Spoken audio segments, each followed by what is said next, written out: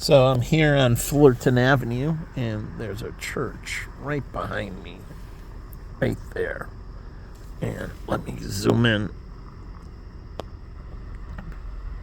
But as a child, I believe God told me that He believed that the priests and pastors and the elders and deacons and those that were in the church, the nuns and that. Now, Mother Teresa did a lot, but how many nuns do you see that are like Mother Teresa? That are that active in the community, that are that active globally? Like, how many nuns do you see working on mercy ships?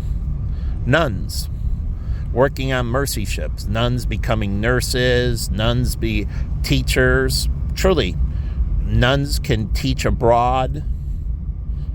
Nuns can become doctors and be with Operation Smile as dentists and oral surgeons, and pastors can become doctors. A pastor can be a doctor.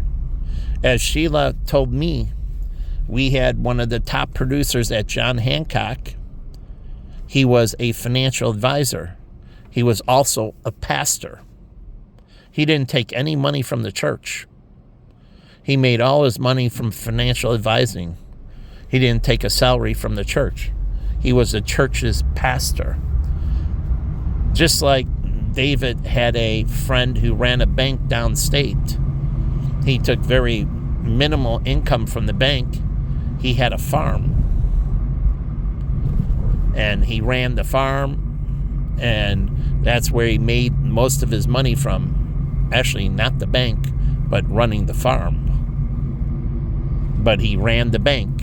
He was a banker. He was the president of the bank. He owned a bank, and he had equity in the bank, but he took very little in income from the bank. He made his appreciation through equity and everything, but he did not take income from the bank. He got income from being a farmer. He got his appreciation of his stock. As the bank did better, he got a dividend from the bank and everything else. How do you think Warren Buffett gets paid? Warren Buffett gets paid from the dividends from his stocks. And so he owns stock in Berkshire Hathaway. And the dividend that comes from that stock, and it does pay a dividend, he makes money from the dividend. So he takes very little from the corporation.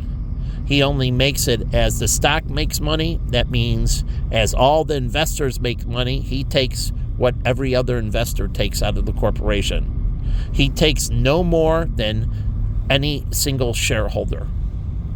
He has more shares than any single shareholder, but he takes equal to every single shareholder.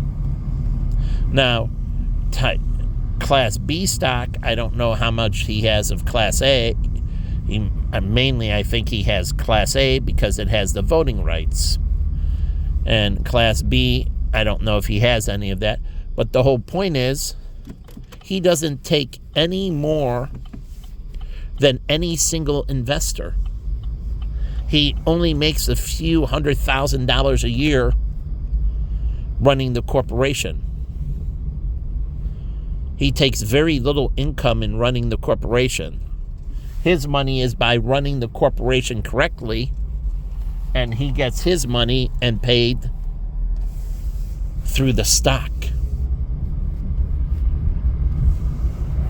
And so he takes no more than any single shareholder. He has more shares, but takes no more than any single shareholder. So again, it's like David, my partner.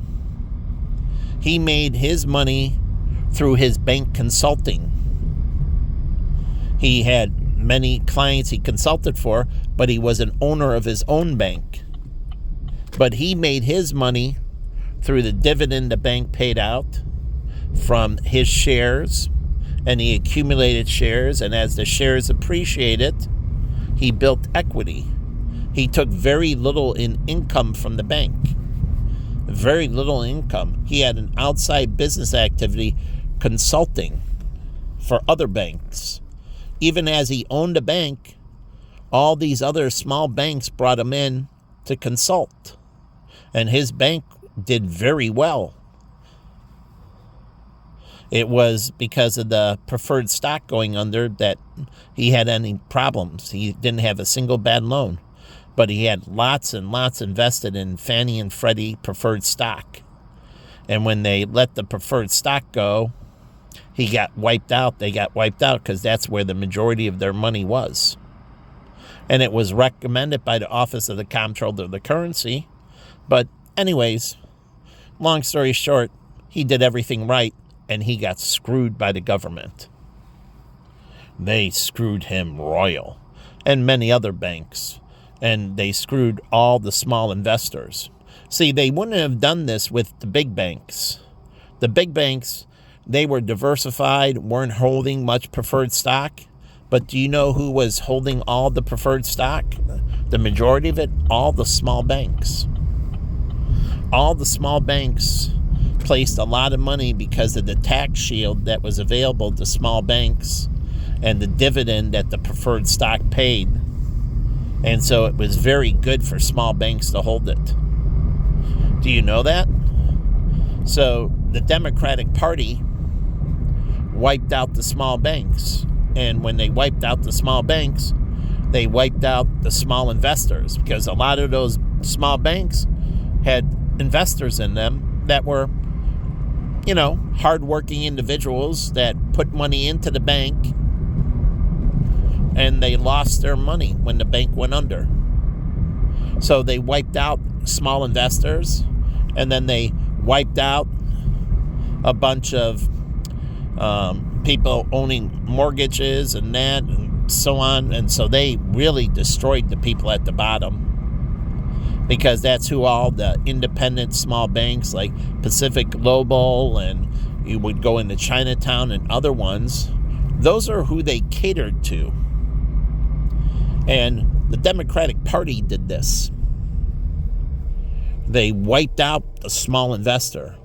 They destroyed the mom and pop businesses. They destroyed the hardworking Americans. They destroyed everybody at the bottom. So you say the Republican Party is the party of the wealthy. That's a bunch of bullshit. And the Democratic Party destroyed the small investor.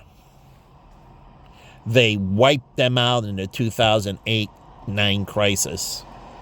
They wiped out the little man. They destroyed the little man. So, but that's the God's honest truth. Here's the Chicago History Museum, and if you're ever down here, they have a great ballroom. It's a beautiful place to have a wedding. And why didn't Moody... Here's Moody Bible. I'm going to go back to this. Moody Bible can have the chapel at Moody Bible right here. They can have the service. Here's the Chicago History Museum. I'll go around and show you. But Moody Bible's right here. Here's Wintrust. This is a regional bank with a big presence in Chicago. I think it might have started in Chicago, but it's a regional. It's a Midwest bank, Wintrust. And the regional banks took a huge hit as well. The small banks and regional banks took it on the chin. Not the big banks as much. But anyways, here's worship. Here's Moody, right? This is where the chapel is. So you have the entrance, one of them right here. But again, Moody right here. So you can have the wedding here at Moody, right? And then you can go across the street, and it's beautiful. Like I told you, you can go to the Chicago History Museum, and I'm going to show you right here, the Chicago History Museum.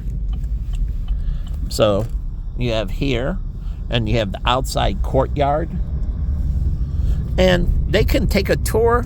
The wedding party can do things like the reception can be here in the Chicago History Museum, in the museum area itself, and they can look at pieces, and it gives people things to talk about. And then the reception can be in the ballroom, and then the after party can be right down on the Chicago beach. But Moody should have a partnership with them. Here's Latin High School. Do you know they can do functions? Latin High School can have seminary training in that. They can teach people to be altar boys, or, at Moody, I don't know what the kids do in non-Catholic, what it's called, but they can do internships at the church at Moody's Latin here. And they can also work over Latin at the Chicago History Museum. Kids from Latin. I went into Latin. This is Latin School of Chicago Middle School. Middle school is a junior high. But these kids from Latin can work over in the Chicago History Museum. They can work in the Lincoln Park Zoo. They can work for the Chicago Park District. And right outside, taking care of the park and doing things here, being part of Friends of the Park. They can work for the charity Friends of the Park and do internships with Friends of the Park, and do with Chicago Gateway Green. Gateway Green can beautify the parks with Chicago Care, and Friends of the Park can team up, the three of them. Gateway Green, which is for the beautification of Chicago. Chicago Care, which is for the beautification of Chicago. And Friends of the Park. And they can beautify the parks. And the kids from Latin High School can work for them, volunteer, and work in the organizations itself. And so can Francis Parker, which is another private school, which I went into and was going to do planning for them, college planning and that. Not only undergraduate, college planning goes into undergraduate, graduate school, like law school and medical school. Then we would plan out the residency. See, I do college planning differently. Not only do I plan out your undergraduate, but I plan for your graduate school, and I plan if you're becoming a doctor for your residency. And then after your residency, we would plan for your training to be a neurosurgeon. And we would plan out all the steps. So over here, they can come down the party, and let me say they walk down the sidewalk. Here's an entrance, an underpass right here. See the underpass right here? This is an underpass. And you take it here, and you go up on the other side of Lakeshore Drive with your wedding party. Or Latin High School and, say, senior prom. And they can go out onto the beach and have a beach party. They can have a big party in the park. So they can do all that with Latin High School, but the kids, they can work in these things with these charities. So Friends of the Park, Chicago Care, Gateway Green, working together. The kids can internship and do these things to beautify. So they can do these things to improve the park, improve the area. So, again, they can do these things to make things better and more beautiful. Now, let me get on to Moody. Moody, how many of the pastors ever go over the Latin High School and offer to set up small groups, youth groups? Moody working with Latin High School, and I'll show you where Francis is down the street. I've been into them, and the pastors can set up youth groups. I'm watching 10 Things I Hate About You, and with Julia Stiles, which I think she's adorable, had a crush on her. And then Heath Ledger, who I very much liked him as an actor. And he died of an overdose. And I think of all those that have committed suicide and died of an overdose in those ways, who weren't doing unrighteous action, who weren't raping and pillaging and stealing and lying and tormenting people. So I see their death as righteousness. They failed to repent like Judas. So you think suicide's a bad thing all the time. I don't think suicide, when Castro killed himself, he was supposed to go through the court and everything, but he killed himself. And he hung himself in the jail. I don't see every suicide as a bad thing. It shouldn't have come to that point, but not every suicide like Judas's is a bad thing. So, this is more of Latin. And established in, look at that, 1888. Established 1888. And so, again, make no mistake about it, I do not believe every suicide, like the doctor who was doing illegal operations on people and then giving him fake cancer medication and everything, and then when he was about to be caught, he killed himself, or the serial killer who offed himself. I don't see every suicide as a tragedy. So let me clarify that, and neither does God. So they didn't want to atone for their sins, and they didn't want to atone for their sins. They didn't want to suffer in prison. They didn't want to be held out accountable in front of everybody like Castro. He didn't want to be walked out in front of everybody, feel the great shame, having to look at his daughter and his ex-wife and his family and friends that he betrayed and everything. So he took the easy way out. He didn't want to feel the great shame. He didn't want to go to prison and then repent and do the works that were needed, that was required for him to receive a better damnation. So he receives the worst of damnations. That's why suicide people go to hell. There's exceptions when somebody is righteous, like the girl who went to David's, basically this white girl who did very good things and was having a hard time in school, but her parents didn't know. And she was really cute in that. She was a good-looking girl and everything. It wasn't a weight issue or anything else. It's just that she didn't connect with people at her school. And instead of her parents figuring that out and moving her or solving the problem and joining Girl Scouts or truly getting her involved in Girl Scouts or brownies or these other things where she can find like-minded people to connect, the parents didn't do that. And they didn't find like-minded people to connect. Like I have seen a black person join the Chicago Urban League. There's lots of minorities in the Chicago Urban League. I don't know where the chapter of NAACP in Chicago is. I know where Rainbow Push is, but I don't like Jesse Jackson. But why doesn't the NAACP have a chapter down here? And then, where are all the black fraternities and sororities? Why don't they have an alumni presence in an office in Chicago? Like the Q Dogs, right? And they can have a presence, and they can stay connected with their members. Like the University of Illinois has their alumni office on Wacker Drive, or did. It was on Wacker Drive in the financial district, and it was the University of Illinois alumni office. It wasn't their graduate school or anything else. It was just their alumni office, because there's so many University of Illinois alumni in Chicago. They opened an office. Why wouldn't the University of Arizona do this?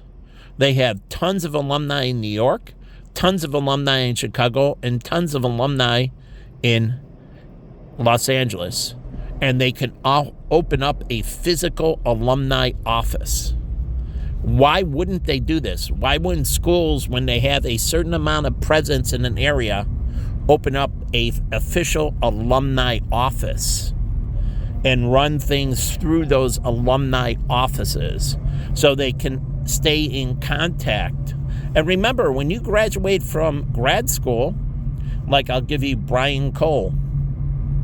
He went to the, I think, University of Illinois undergraduate, and he graduated from grad school at DePaul University. So he's an alumni of the University of Illinois, and he's also an alumni of DePaul University. So he's an alumni of two colleges, one undergrad, one graduate school. So here's Perillo, right across the street from Honda, and then you have the Aston Martin, right?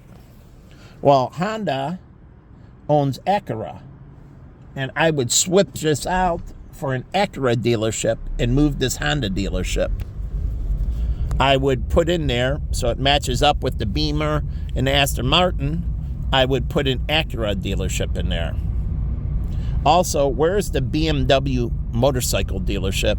And where's the Honda ATV motorcycle? And Honda should have snowmobiles and so on. Truly, where is that? So I would swap that out and put an Acura dealership. Because somebody looking for a BMW is going to look at Acura. Somebody looking for Aston Martin will look for the highest end Aston Martin, look for the highest end Acura. They will look for the fully loaded, the most expensive of Acuras. So again, it would fit. I would get rid of the Honda dealership and move it to another location. But again, they got the wrong thing there. But that's in my opinion. And I would have Acura come out with a motorcycle line, an ATV line. Truly, they have it for it. Like BMW has its bikes, and that's a premium bike. That's a premium motorcycle. BMW bikes are very quiet. They run smoothly. They're a very good bike. They're a premium bike. Honda can have an Acura division of motorcycles. They can have an Acura division of snowmobiles and high-end snowmobiles, high-end ATVs, and so on. But they don't. Now, I don't know if you need an Acura division of lawnmowers, but the Honda lawnmower, where's the Honda lawnmower store? So you could have the motorcycle store, the lawnmower store, and the car dealership right next to each other. All Honda. And why wouldn't you? If I owned the Honda car dealership like Bob Rohrman, right next door you'd find the Honda motorcycle dealership. Right next door to that, you would find the Honda lawnmower. Truly. I would have that. The motorcycle would have the ATVs and other things in them, not just purely the motorcycles. Right next to the Honda dealership. And that's how me, say, as Bob Rohrman, would be diversified. I wouldn't only have the car, and I would be owning the Acura dealerships as well. So, but I want to put the Acura dealerships right next door to the Honda dealership is Patrick BMW. People looking for a BMW aren't looking for a Honda. I know for myself. If I was looking for a BMW, I would go only to Honda if I couldn't afford it. So I wasn't really looking because it was out of my price range. So I looked at Nissan, Honda, Toyota, things in my price range.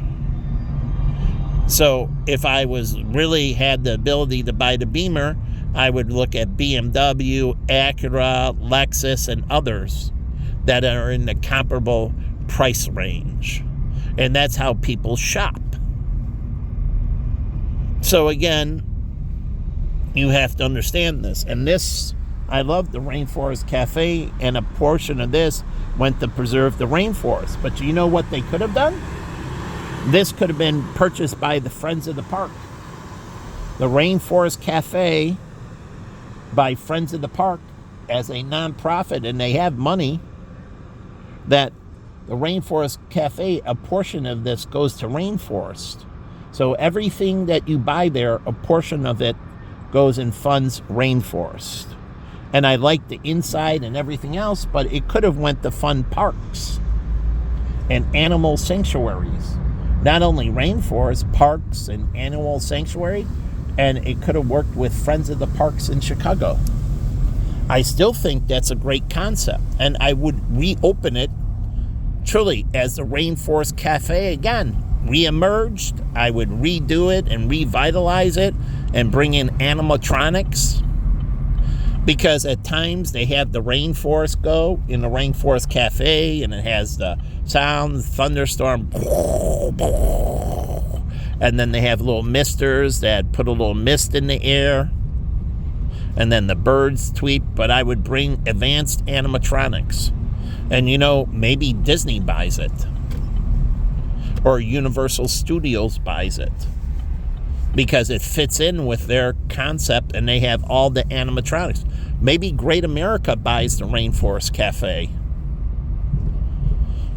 and they make it, and a portion of it goes to the parks, and they work with Friends of the Parks in Chicago. But I would reopen it. Here's Mastro's Steakhouse. I like Mastro's. The second floor is where the bar is. Has a nice bar on the second floor, and you have a view out the window, but the lounge is on the second floor. So the lounge is upstairs, and then down the street we have Tao. But again, these charities, they have to invest as well with their proceeds. And so they want to further the mission of those that further their mission, like the Rainforest Cafe furthers Friends of the Park. And remember, it's not only parks, it's the forest, Cook County Forest, Chicago Forest Preserves, like LeBow Woods and other things that might not be run by the county. And so Friends of the Park need to get into the forest preserves and that area, because the parks, a forest preserve is a park. They have places where you go picnic and trails and everything else, just like they're part of the lakefront, and they preserve the lakefront.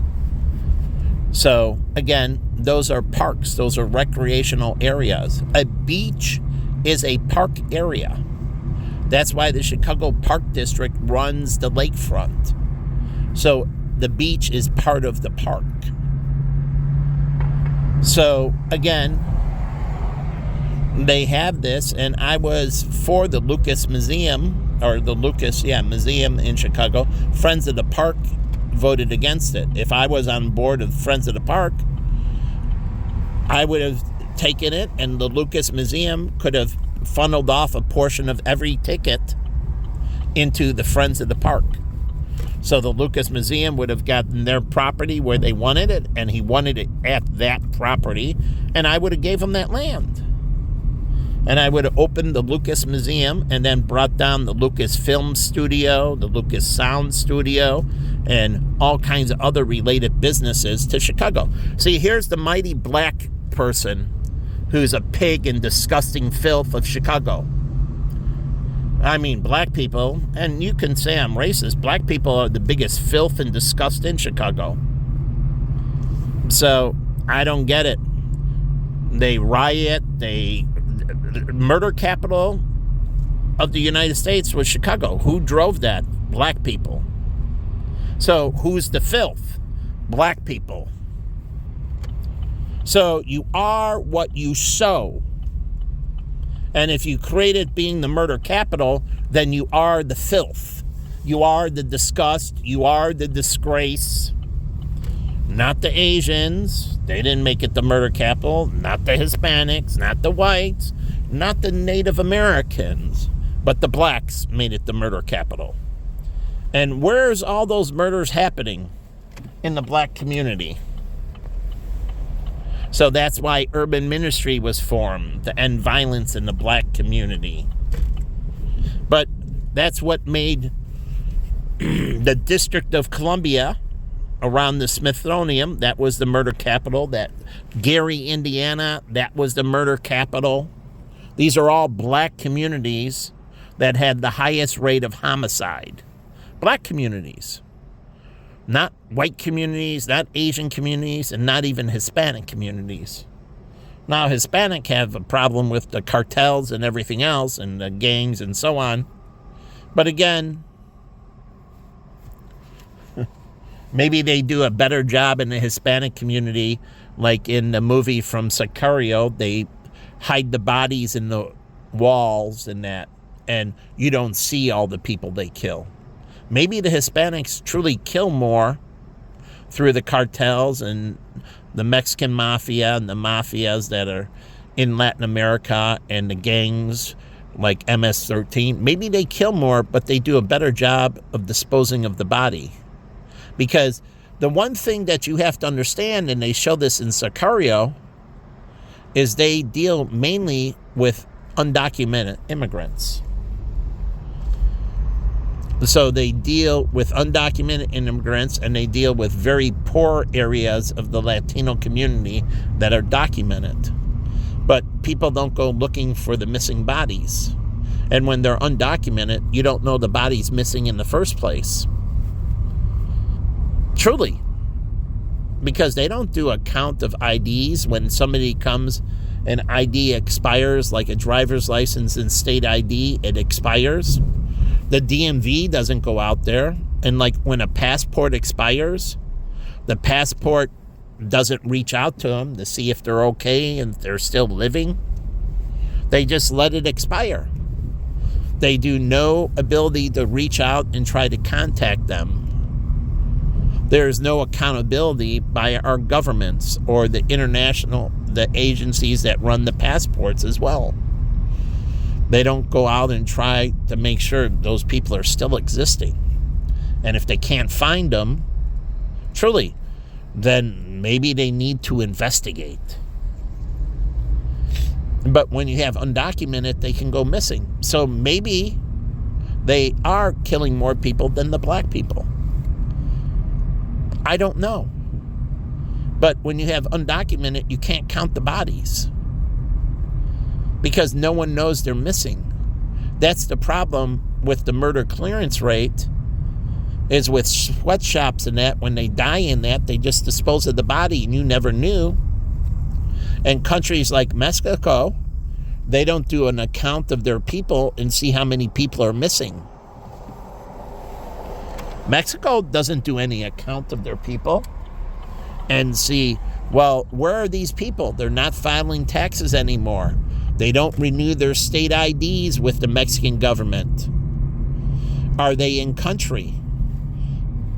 Truly, no filing of taxes, no getting their state ID or their Mexican driver's license. But do you think the Mexican government says, where are these people? And task out the local police or their county or their federal to figure out where these people are? Because if they're not in these country, and we can get and figure out how many people are missing by a country, if countries do the right thing for accountability, because people renew. I have a state ID and a driver's license. Why do I have a state ID? Because I don't want to give people at the club my driver's license number. So I give them my state ID number, which doesn't attach to anything in credit reports or anything. So you carry a state ID so you don't have to show. It still shows your address, but it doesn't give them your driver's license number. And so it's a more disconnect. And that's why I carry a state ID and give it at the door instead of my driver's license. Or give it as verification at the airport or whatever to protect my driver's license number. I only give my driver's license to police. Truly. And sometimes I'm lazy and give the driver's license, but the reason I got it is so everybody else just gets my state ID. They don't get my driver's license. So I protect my driver's license number, because that's tied to more information. But you don't understand. You think that the Latinos are killing less, and it's not true.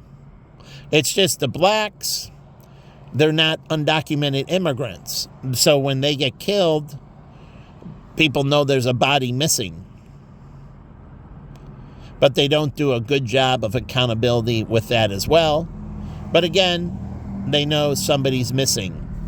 With an undocumented, like the 400,000 undocumented in China, if they carve them up for organs or whatever, or they kill them, they don't know they're missing. Because North Korea doesn't do an account of their citizens and figure out how many of their citizens aren't accounted for in their country. But they do this with their state ID. North Korea issues a driver's license and a state ID, and everybody should have it. I don't care if you're in a mental health institution. They come there and they issue a new state ID, a identification. And they work with the U.S. Census. They feed over the money, the information from the DMV, from their driver's license information, their state ID information, and then they pull from the U.S. Passport Office for U.S. citizens and people that are here on visas. Because in the census, we count people that are here on visas, whether student visa, work visa, medical visa. They're accounted for, even if they're only here for a short period of time. Tourism need to be counted in the U.S. Census because they're where they are and for how long. So the visa information feeds over into the census. And then it shows what countries they come in for and what their visas were for. Leisure, student visas, medical, tourism, work visas, and so on. So again, and then they show how long they were here. 1 to 3 years, 2 weeks. Truly, they break it down by length of time and they pull them into groups. People come over for 1 week and they go down in that, and they came from, say, Germany or Japan, and they came to the United States, tourism 1 week, and they came to Chicago. And so the U.S. Census shows 1 week, 10,000 Japanese people in Chicago. And then it can break it down by calendar. June, July, August, September. And they need this in the census so businesses can get the information and they know where the people are coming from and when they're in the city or when they're in an area. So the visa, you have to lay out where you're going. So you can't just move around freely. So even if you're coming here for a month and you're in a tour of the United States like my friends did in Europe, they got the visa, they went to Europe, and they traveled around Europe. Well, the passport gets stamps, and now those stamps have to be recorded, and the U.S. gets that information. So anyone moving around that's in the United States, when in the United States, they got to get stamps on their passport. They got to show their papers. So when they go in to check into a hotel or a hostel, they have to show their passport, and then they stamp their passport Chicago. And it was a big thing. They get the different stamps from different places. People collected them, and they saved their passport books. And they have numerous passport books. Sometimes they run out of stamps. So how many pages in the passport? But now you can get digital stamps. But this is your history. This goes into where you were, and you can reflect back in time, and you look at the stamp, and it reminds you were in Chicago. So it becomes memorabilia for you, and you can reflect back on your life. But it also tells where you are. So they implemented in World War II, you had to show your papers. That's your visa. That comes with a passport. And so you get the stamp on your passport. But countries need to start figuring out where the bodies are. and who's missing and who's being held hostage, because there are people being held hostage in the United States that we don't even know they're held hostage. I'll give you a true story. There was a white couple that held a white female hostage, and she escaped, but no one knew she was being held hostage. She wasn't at her residence on her ID. She was being held hostage somewhere else. But the whole point is, they didn't know. Just like when the prostitutes go missing in that. And so I believe now state IDs should be renewed. Driver's license and state IDs, you renew them every year. They can even go up to every 6 months. 6 months, and you can do it online, a biometric signature at the DMV. And you can go in and you can renew, and you confirm your address and everything else. And that's why I want biometrics in phones, to be able to see if it's truly a live finger. Truly them, not recording. So they improved the biometrics, but they can have them register once a year or every 6 months. Simply just go on your phone or go on your laptop. Everybody has a smartphone now, and they can simply do it there. I want them to start tracking people better. And when people go on vacation, we need to know if you're leaving the state. The airlines need to give data of residents from the airlines and train stations and Greyhound bus stations. And then the plate readers at the highways tell if you're leaving. And then they work with all the other states and they read your plate and they give a history to the census. So we know where people are migrating. The citizens. So the plate readers read their plate and tell, okay, it's a resident of the city of Chicago. He went to Rockford. We don't know what he did in Rockford, but the plate reader knows when they came back. And so they were in Rockford for 24 hours. It catches them leaving Rockford. And this goes into the census data, because businesses need the demographics of where people are traveling to that are citizens. And so they get the census data from the airlines. It all goes into the base data that every business gets. They don't know what airline it comes from. It just says they traveled from Chicago to Los Angeles and back, and they were there in Los Angeles for 1 week. They don't say the airline. You don't get the airline. You just get they left Chicago and went to Los Angeles. They stayed for 1 week. And then you get if they're black, if they're Hispanic, if they're Native American, if they're Asian. Truly. And we need some more categories and not just other. And they should ask, if you're Asian, are you Filipino? If you're Asian, are you Chinese?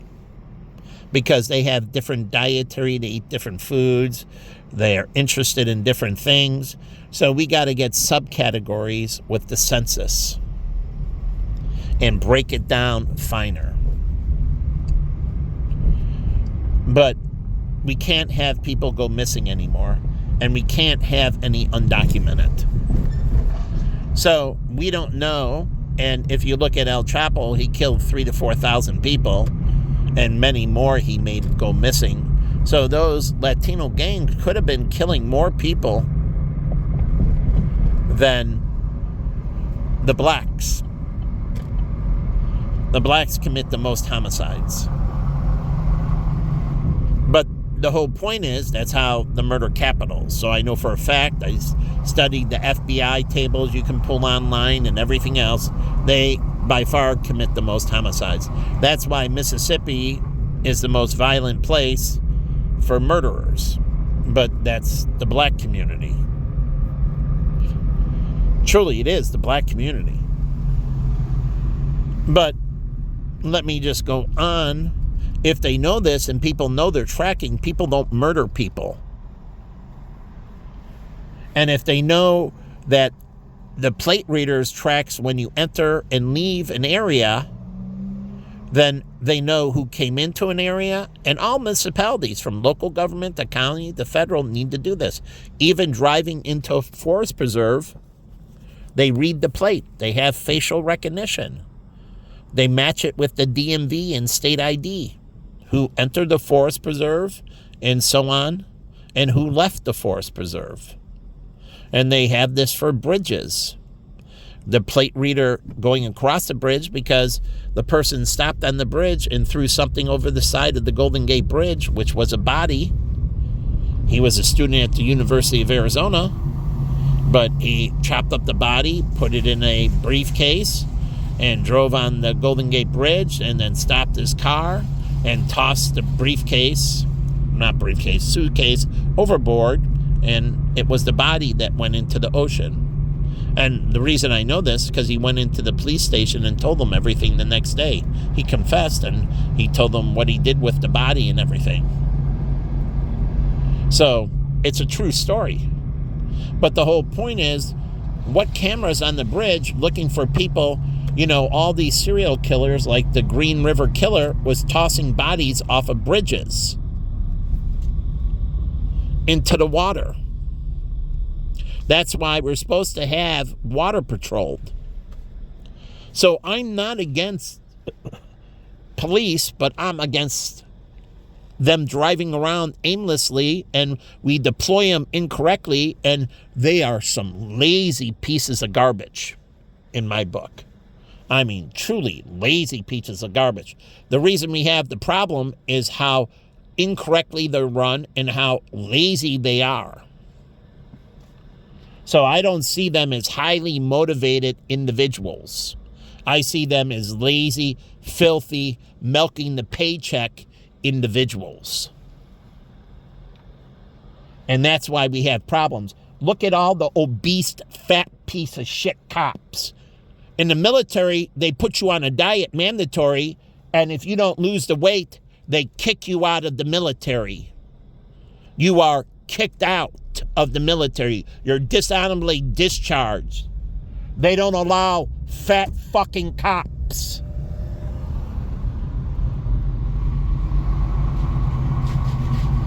So you don't have an option in the military.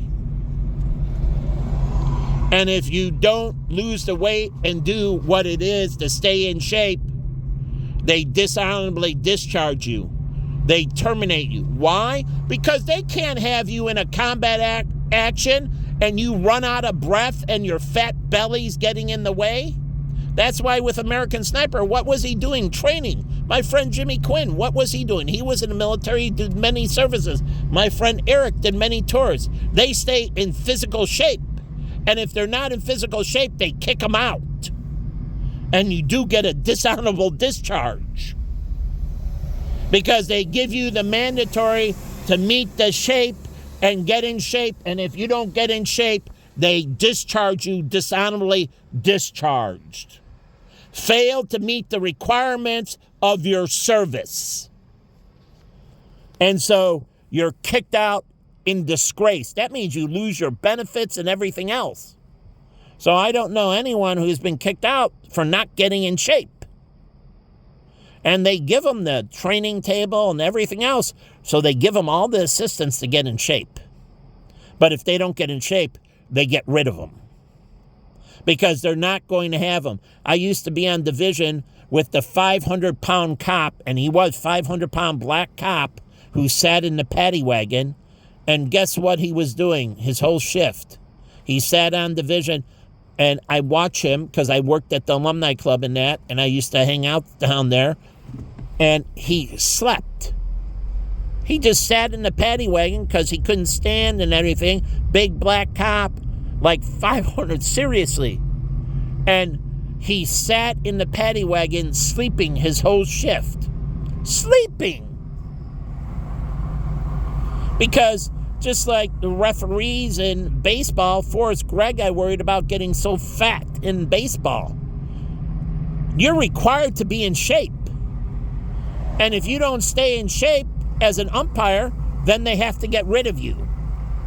These are things you take on a responsibility as a construction worker.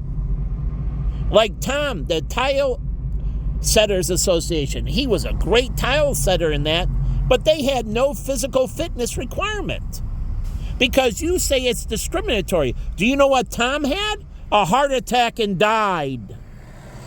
Because he couldn't handle the stress of his profession.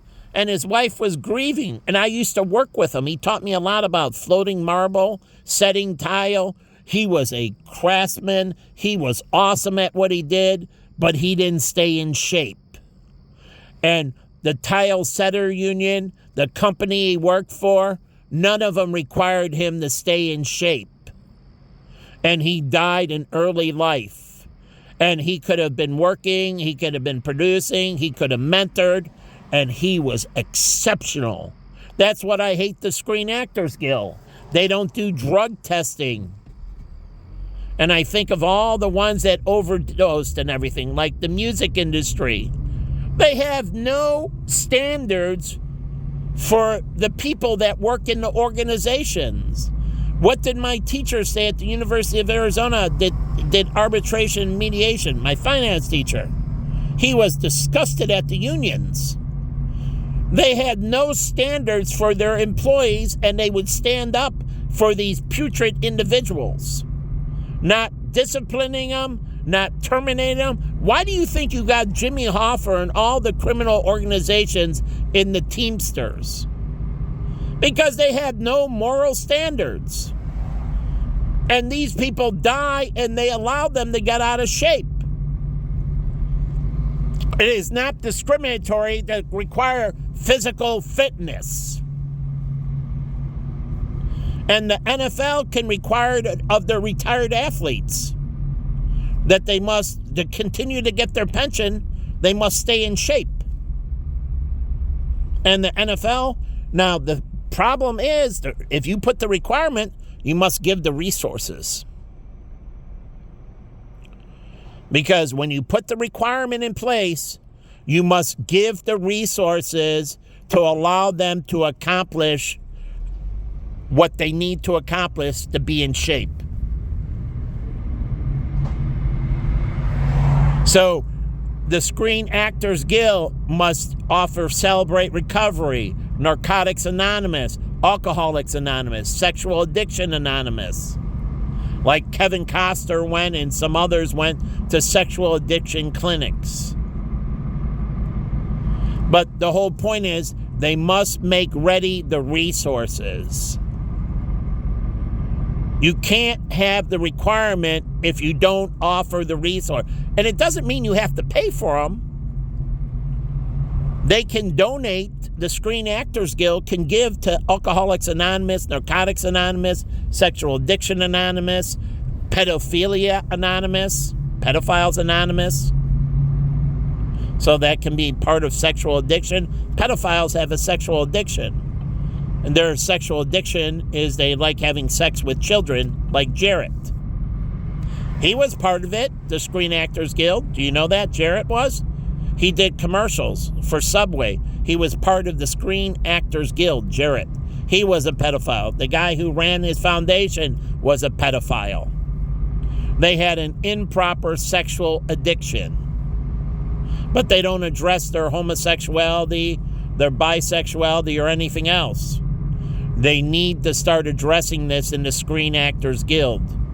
And they make donations through their charitable organization, their Screen Actors Guild Foundation, and they make donations to Alcoholics Anonymous, to Narcotics Anonymous, to Sexual Addiction Anonymous. Sexual addiction, working with people that have a pedophile, like if you start liking little boys and girls, go to Sexual Addiction Anonymous, but they have to have one that specializes in pedophiles.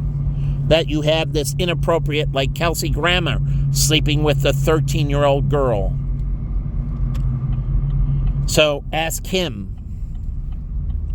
So he had an inappropriate sexual relation. I had young girls beg me, set me up, that were beautiful, beg me. And I turned them down that were below 18 years of age. But truly, I truly have never slept with anyone younger than 23 when it comes to intercourse. I've never, ever, I think 23 is the youngest girl I've ever been with. 23 or 24. Truly.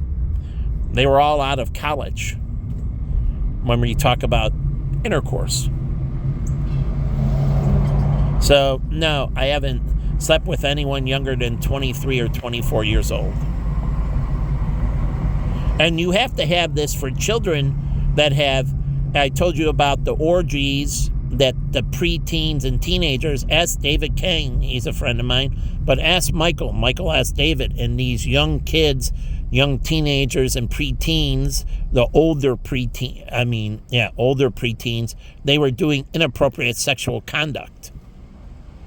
They need to go to sexual counseling, and the schools should offer dating classes, truly dating, how to ask out a girl appropriately. We can't leave these things, and they can have it at the church and that.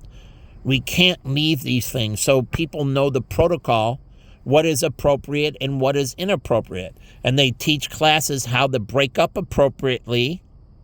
Truly, how does a separation go appropriately? So again, they need to be teaching these classes in the church, in the schools, and we can't leave these for chance, because you get false claims of sexual harassment and inappropriate behavior because people don't know what is appropriate exposure. When can you take off your shirt? When can't you take off your shirt? What is indecent exposure? Like I was watching 10 Things I Hate About You, and Heath Ledger's character stuck a bratwurst in his area of his zipper, where he pulled down his zipper and stuck in a bratwurst. It wasn't his penis. His penis was under his underwear. That's what he was saying. But it was a bratwurst. And he did this to a cafeteria worker. And so that's inappropriate sexual behavior. But they need classes on this. And they need to re-educate people in the workplace. What is appropriate for divorce? And how do you handle? You don't want Drew Peterson's, right? Where he wants to kill them and take the assets. And it's easier way to kill them and steal everything as a cop. He stole all those women's money. Anything they had, he inherited because he killed them. They went missing. And everything they had because they were married was his. He got it all. That's why you set up trust in that to keep it separate. So if anything happens to you, they get nothing. That's another reason you set up trusts. So if you go missing in that, you put it into trust, or the murder is unsolved, they get nothing. They can't even live in the residence anymore. Unless they have absolute proof there's no way possible they did it, beyond a shadow of a doubt, and they have to be proven they're not a possible suspect. And then the trust can allow them to remain in the house. But if they're a possible suspect, they have to be removed from the residence. Why? Even if they didn't do it, until proven, it motivates them. Like OJ said, I didn't kill my ex-wife. Well, the whole point is, or Drew Peterson said, I didn't kill my wives. They went missing, Kathleen, Willie, and others. Well, if she had everything in trust, and if she went missing, he would get nothing, and then the trust can require a detective service be put in place immediately. The trust says the assets diverted to private investigation, and the trustee will choose the appropriate detective services from, say, a rating system like Newsweek. Newsweek's top 10 detective agencies. So it has to go by an agency, like that you must go to a college in your trust. You can put it within the top 100 colleges in the United States. It depends. You set up the requirement for your kids. They got to meet it to get money from the trust. You can say you have to go to an Ivy League school. And if they don't, then they don't. You have a diminished receiving from the trust. The trust won't pay for your education. You can choose a non-Ivy League, say, and the trust doesn't have to pay for your education. So you can go, say you get a scholarship to Stanford, then that's on you. They want you to take one from the Ivy League. You go to Stanford, that's fine. You can go on your own merit. If you get an athletic or merit, you can go to Stanford, or you can pay for it on your own. The trust doesn't pay for it. That's absolutely legal. So the trust would require, like required in Chicago, to beat the hell out of tailgaters. I would come up with a foundation that went after tailgaters. And I would hire a private detective service to do video on street, to take the license plates down and find out who the people are, and just take video of people as a citizens and turn it over to the prosecutor to prosecute people for tailgating. And I would put that in my trust, that I will fund a detective agency to go around the city of Chicago and the state of Illinois to videotape and find tailgaters, and then research and find out who they are, and then turn over the information to the prosecutor so they can task the police to give them their ticket to prosecute them. So I would hire private detectives. Since the city of Chicago police don't want to do it, I would pay for it.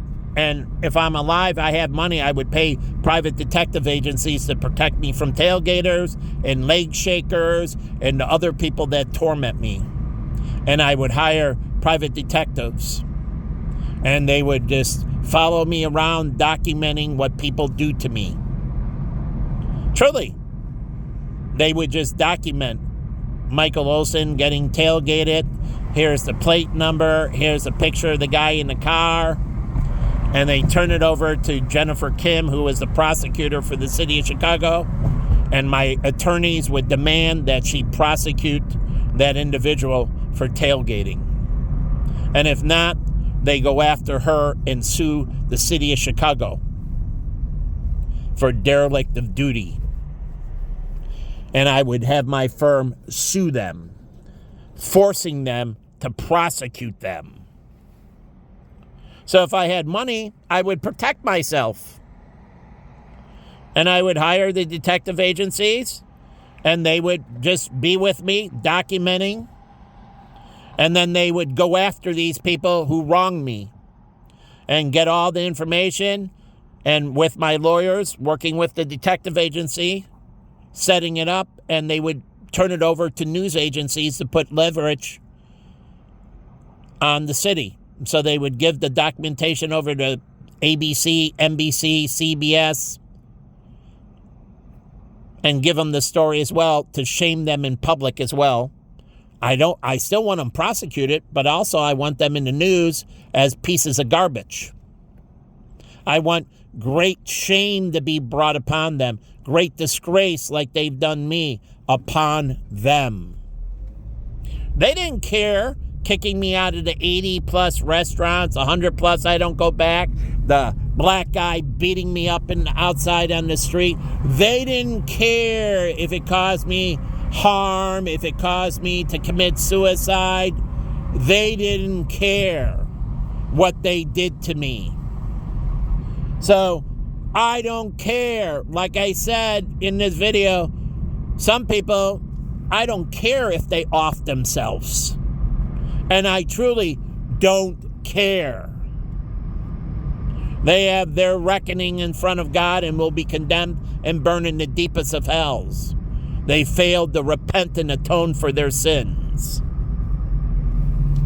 It's the same way if you don't repent and atone and you skate through life. Like, say you're a serial killer and you end up dying, which some have, before they atone. They burn in hell. It's a catch-all situation. One way or another, you're going to get your punishment. You're not going to escape.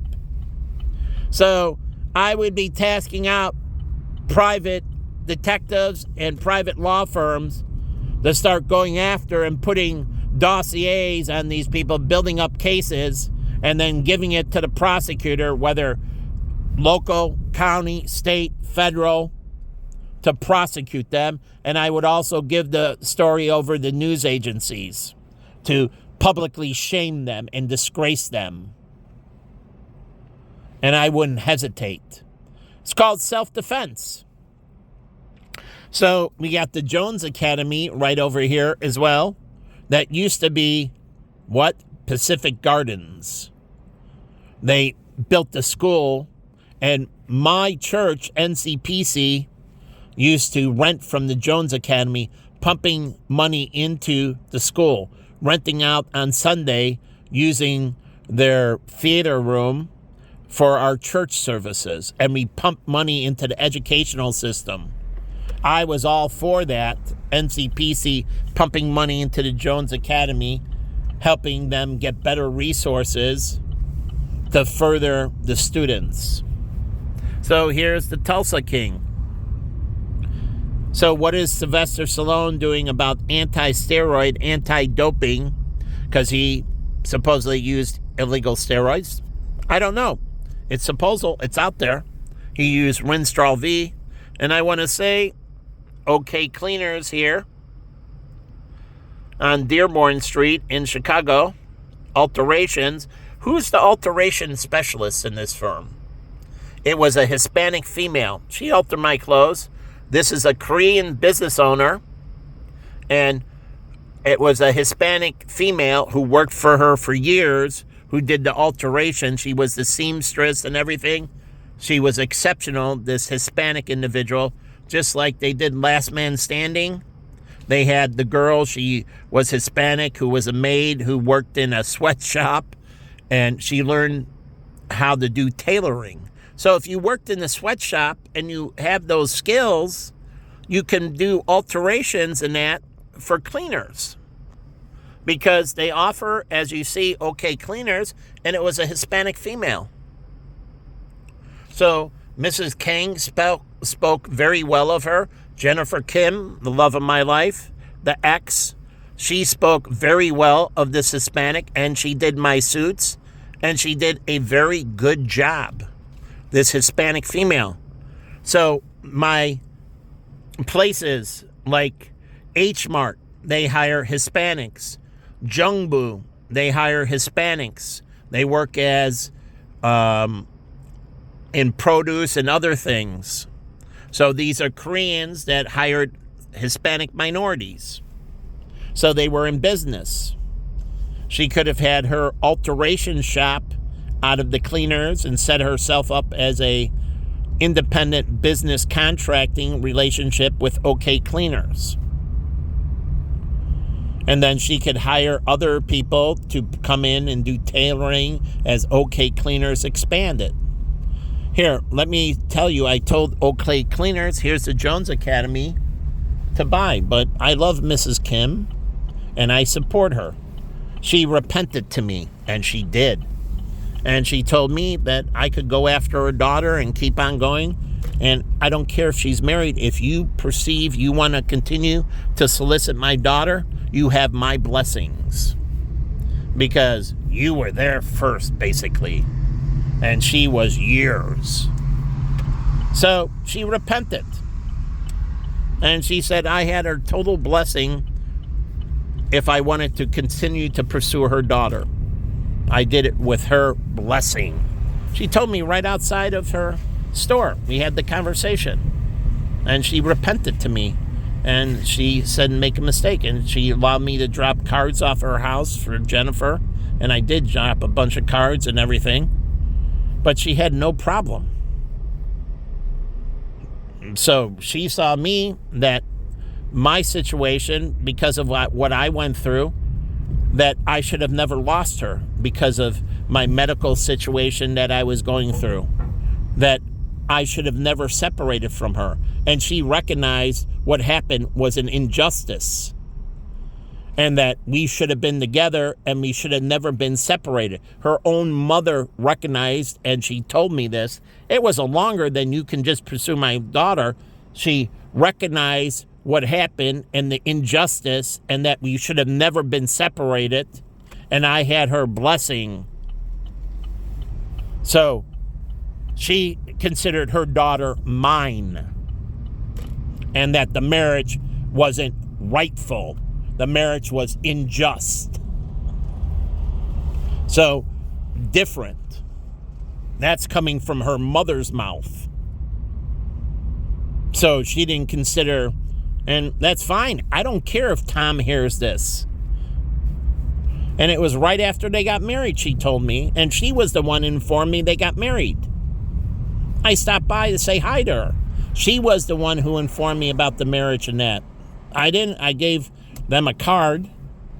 I gave it to her mother to give to Jen. But again, her mother recognized that the marriage, in her mind, was null and void. And her mother's an elder at a Korean church. And she recognized that their marriage isn't a rightful marriage. And that the only one rightfully she belongs to is me. So that's what her mother thinks. Now, I don't know if she ever told her daughter Jennifer that, but that's exactly what she told me. See, here's the disgrace of the city. Hey, man, how many black churches are helping you? You're a black individual, right? How about Rainbow Push? How about the NAACP? Are they helping you? How about the Urban League, man? Is the Urban League helping you? No. How about any of those black fraternities or sororities? How about any of those black athletes that are in Chicago? They got anyone trying to help you?